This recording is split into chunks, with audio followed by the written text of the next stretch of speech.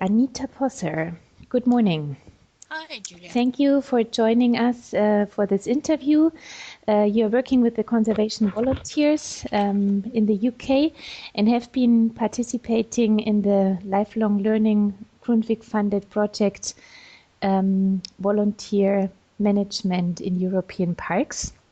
There are a few questions I would like to ask you now to see what the project really did help and benefit. And I would like to first ask you what you think the project really has achieved for the participating protected areas and for volunteering. So I think there's probably two main areas of achievement. Firstly, it's for the volunteer coordinators themselves. And I think the project has given them the confidence to work with and involve volunteers in the protected area and to show their colleagues and help their colleagues understand the value of volunteering and how they can work and help the protected area. And it's this confidence that's been given, as well as helping them set up processes and systems to work with volunteers in a good way, in a quality way, so that the volunteers get a great benefit out of it, as well as the protected area. So I think that's the first major achievement of the project. And I think the second achievement is about raising the profile of volunteering within the particular protected areas that have participated in this project. When we first started the project, one of the big issues from the volunteer coordinators was that nobody understands us, nobody understands why volunteers should be involved. The perception was volunteers are time consuming and what do they achieve?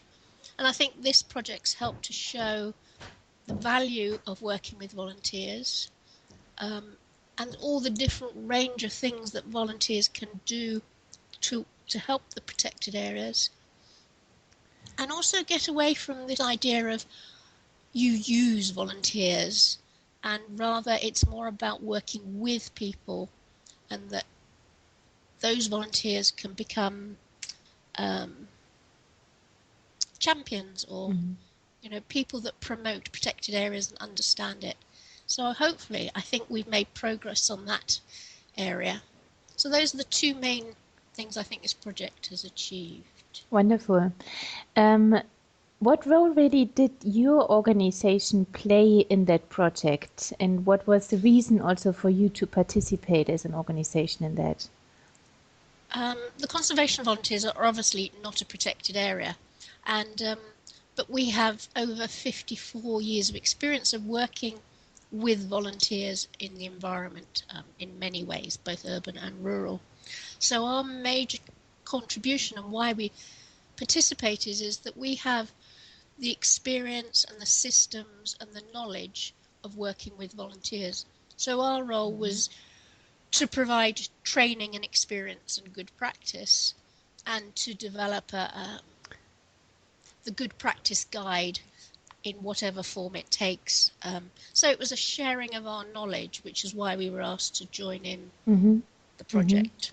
So the good practice guide, as you said, would that be one of the outcomes of the project that will also live, so to say, or has a life beyond the project, which is finishing actually this summer?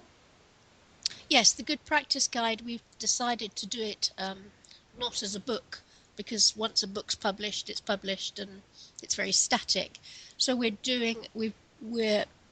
putting the good practice on a sort of learning platform, so it can be added to, it can be translated, it can be updated, people can discuss things further, and it will be a living legacy of the project, which hopefully will expand and grow and develop.